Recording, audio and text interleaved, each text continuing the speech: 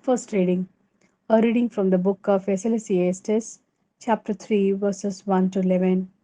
There is a season for everything, a time for every occupation under heaven, a time for giving birth, a time for dying, a time for planting, a time for uprooting what has been planted, a time for killing, a time for healing, a time for knocking down, a time for building, a time for tears, a time for laughter, a time for mourning, a time for dancing, a time for throwing stones away, a time for gathering them, a time for embracing, a time to refrain from embracing, a time for searching, a time for losing, a time for keeping, a time for discarding, a time for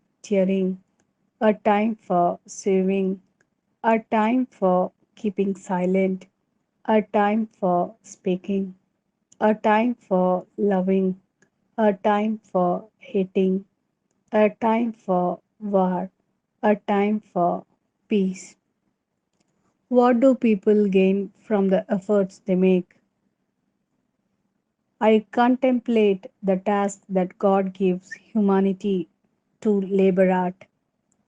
All that He does is apt for its time, but although He has given us an awareness of the passage of time, we can grasp neither the beginning nor the end of what God does. This is the word of Lord. Thanks be to God. A reading from the Gospel according to Luke, chapter 9, verses 18 to 22.